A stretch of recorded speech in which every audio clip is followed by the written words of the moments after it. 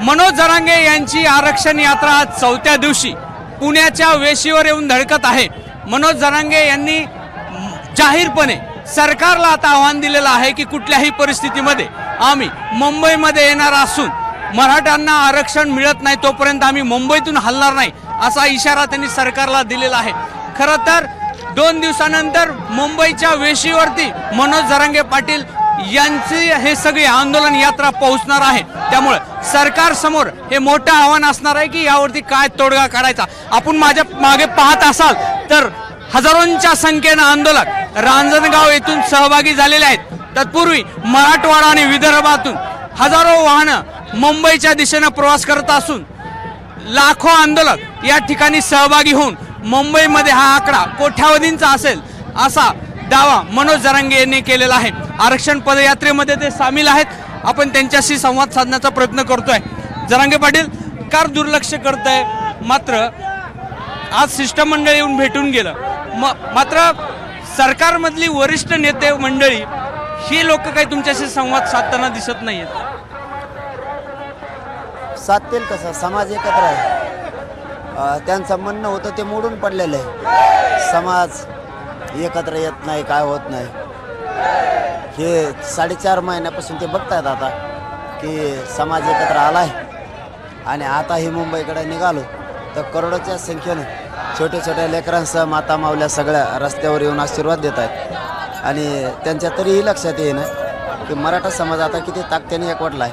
आपण हे आंदोलन कसं, हे आंदोलन आपण किती गांभीर्यानं घ्यायचं, किती किती किती गांभीर्यानं घ्यायचं आपण हे आंदोलन, हे त्यांचं आणखीन लक्षात आहे। त्यांच्या एक लक्षात यायला पाहिजे, समाजात प्रचंड रोष होण्याच्या अगोदर आपण ज्या मागण्या त्या पूर्ण करायला पाहिजे, परंतु ते येत नाहीत। कारण यायला त्यांना बोलायला जागा नसेल, येऊन काय करायचं? बोललेलं तो आहेत, शब्द तर आपणच दिलेले। आता समाजापुढं चूक लक्षात आली, मी किती खोटं बोलले म्हणा तिकडं, तरी समाजाला सगळं माहिती आहे की खरं कोण आहे आणि काम कोण करत आहे। पण त्यांनी शहाणपण जर घेतलं तर बरं राहील। आता सारखं सारखं ते मराठा समाजाला वेड्यात काढणं, इथून पाठीमागं काढलं। आता मी वेड्यात फेड्यात निघून देत नसतो मराठ्याला, ते नाटकच नाही करायचे। आता मला समाज मोठा आहे, मला सत्ता सरकार मित्रत्व नाही करायचं, मला माझी जातीचं एकोपा टिकवायचा। हे आरक्षण जरी मिळालं तरी माझ्या जातीपुढे अनेक प्रश्न आहेत की जे त्यांना हमेशा त्रासदायक आहे। एकीकडे तुम्ही निर्वाणीचा इशारा दिलाय की हे अंतिम आंदोलन असेल, दुसरीकडे सरकारची मंडळी मुंबईत येऊ नका, गर्दी वाढेल म्हणतात आणि परवानगी देखील तुम्हाला मैदानाला मिळालेली नाही। हे कसं व्हायचं, कसं पुढचं? आता अंतिम टोकाचा इशारा दिल्यामुळेच तर माझा मायबाप समाजाचं लक्षात आलं, हे पोरगं हटणार नाही, याला आशीर्वाद भेटायला द्यायला आपण मुंबईला जाणारे तर सोबत चालले, पण ते जाणार नाही, ते सगळेजण आपण आशीर्वाद द्यायला रस्त्यावर जाऊ, ते जे रस्त्याने चालला। म्हणून तर माझा मायबाप समाज धावून यायला लागला की शेवटचं टोकाचं आंदोलन केलं तर काही होऊ शकतं। सरकारनं, मी मरायला भेट नाही, सरकारने माझा बळी घेतला, बलिदान जरी घेतलं तरी मी द्यायला तयार आहे, पण मी आरक्षण घेतल्याशिवाय आता हटत नाही। कारण ते आरक्षण मिळवणं हेच माझं ध्येय आहे। आणि त्यांनी जर तसा काही प्रयोग केला रे बाबा मारण्या फिरण्याचा, तर महाराष्ट्रातला एक बी रस्ता राहणार नाही की ती वर्षानुवर्ष खुला नाही होणार, वर्षानुवर्ष। हे बी चॅलेंज बघायचं असलं तर बघा म्हणा तुम्ही, कारण हे मराठी स्वतःच्या मुलासाठी एवढे ताकदीनं आता पेरले की त्यांना पक्ष भिक्ष नेते फिते काही दिसत नाही दादा। पोरं आणि पोरं दिसते, त्यांना मोठं करायचं।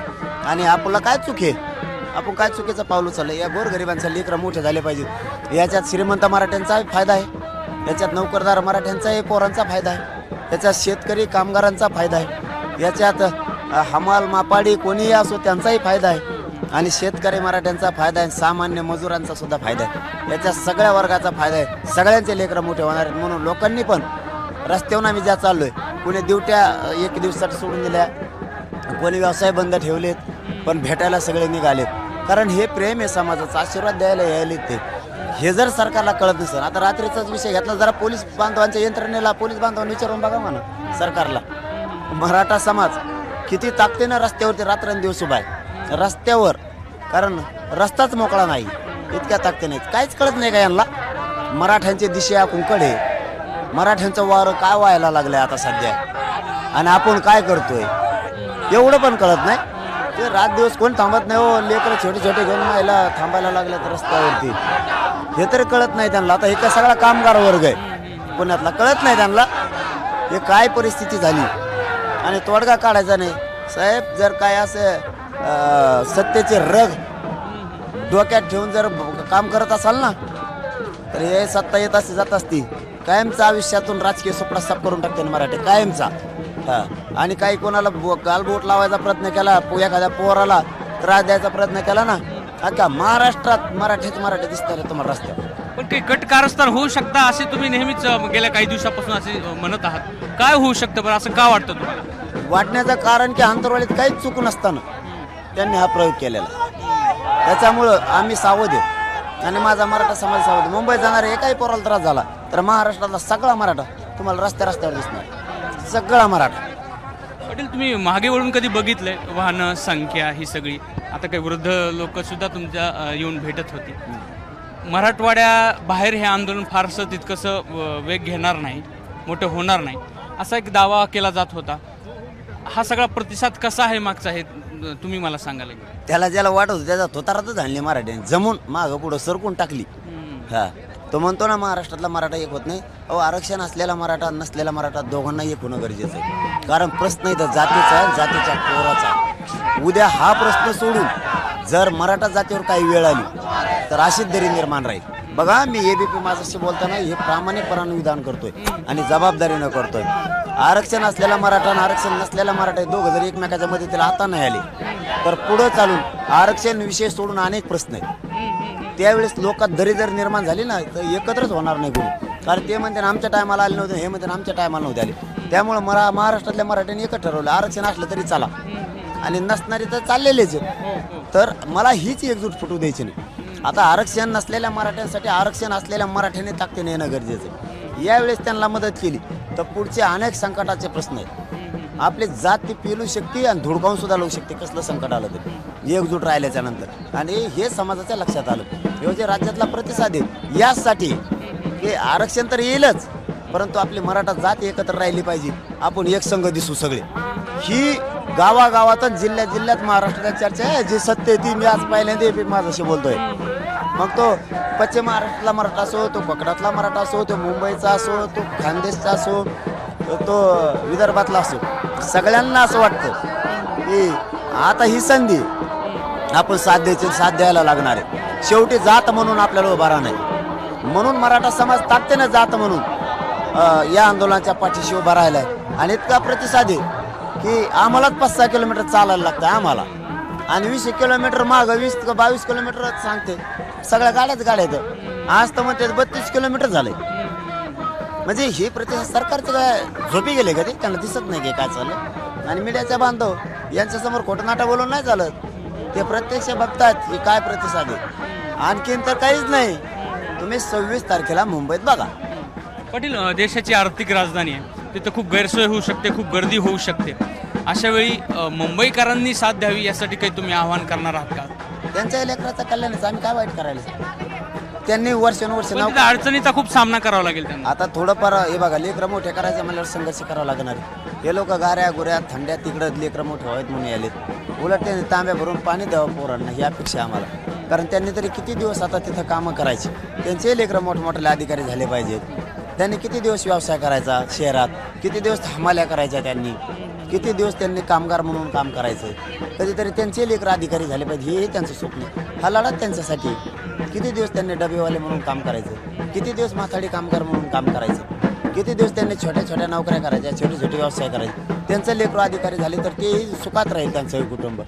ते कधी नोकऱ्याला लागले मोठमोठे शिक्षण घेतले तर हा प्रामाणिक येतोय. हा थोडा त्रास होईल हे परंतु थोडा समाजासाठी जर सहन केला तर तुमच्याही लेकराचं कल्याण होणार आहे. आणि सगळ्या जाती धर्माच्या मुंबईतील बांधवांना माझी विनंती आहे की मायबापा एवढ्या वेळेस सगळे एकत्र आहे. ही संधी आहे आणि या संधीचं सगळेजण सोनं करू लागा आम्हाला. कारण इतर समाजाचे बांधवसुद्धा ताकदीनं मदतीनं येणार आहेत मुंबईतले. असे आम्हाला खूप असे त्यांचे पत्र 20 जानेवारीची घोषणा झाल्यापासून आले की आम्ही सोबत आहे तुमच्या. मुंबईत आम्ही जितकी आम्हाला सेवा करता येईल त्यापेक्षा जास्तीची आम्ही सेवा करू. सगळा समाज उतरला, सगळा पण सरकार जागं होत नाही. सगळा कार्यक्रम उलटा सुलटा झाल्यावर जागे होते, तेव्हा मी काय करू? देशाची आर्थिक राजधानी आहे, काही उपद्रवी मूल्य सुद्धा त्याच्यात घुसू शकतात, काही अनावधानाने म्हणा किंवा काही इतर गोष्टींचा सुद्धा काही कट कारस्थान होऊ शकतात. काही गोंधळ उद्भवला, काही वाईट परिस्थिती झाली तर मग आता ह्याला कोणाला जबाबदार आहे? उपद्रवी मूल्य फल्ले काही घुसत नाही. ते काय घुसभर म्हणा, ते कोणचा मूल्य आहे? काय घुसत आहे तो उपद्रव आहे? आम्ही इकडं सावधच आहेत ना, आला की उचलून गाडीतच फेकणार त्याला पोलिसांची. उपद्रव नाही, भीतर नाही, काही नाही, गप राहायचं त्यांनी आपल्या तिकडे हिशोबाने. इकडे याला चंडात ह्या गामावळात यायचंच नाही त्यांनी. या गामावळा शहाणं नाही, खेड्यापाड्यातलं एक कांदा एका बुक्कीत फोडीत असते ती. त्यांनी इकडे यायचंच नाही आमच्या लफड्यात. त्यांनी तिकडे उद्योग बघायचा. आमच्या एरियात काहीच होणार नाही. हे आमच्या मराठ्यांना शब्दच दिलेला आहे आणि सगळे स्वयंसेवक म्हणून काम करताय मराठी. काही अडचण येणार नाही, कुठं काय नाही, शांततेत आमरण उपोषण माझ्यासह माझा मराठा समाज करणार. सरकारला काही त्रास होणार नाही. पाटील पुन्हा तेच की आता तिसऱ्यांदा उपोषणाची वेळ येईल तुमच्यावर? नाही, त्याला नाविलाजी. माझ्या समाजासाठी आम्ही माझ्या जीवाची पर्वा करत नाही. मी मरायला सुद्धा देत नाही आणि देणार सुद्धा नाही. आरक्षण घेतल्याशिवाय मी आता मुंबई नाही सोडत. आपण पाहिलं की मनोज जरांगे हे पुन्हा एकदा ठामपणे सांगत आहेत की कुठल्याही परिस्थितीमध्ये आरक्षण मिळाल्याशिवाय मी आता मागे हटणार नाही. अर्थात मुंबईच्या दिशेनं त्यांचा प्रवास सुरूच आहे. कॅमेरामन धनंजय दारुंटेसह रवी मुंडे, एबीपी माझा, रांजणगाव. एबीपी माझा, उघडा डोळे बघा नीट.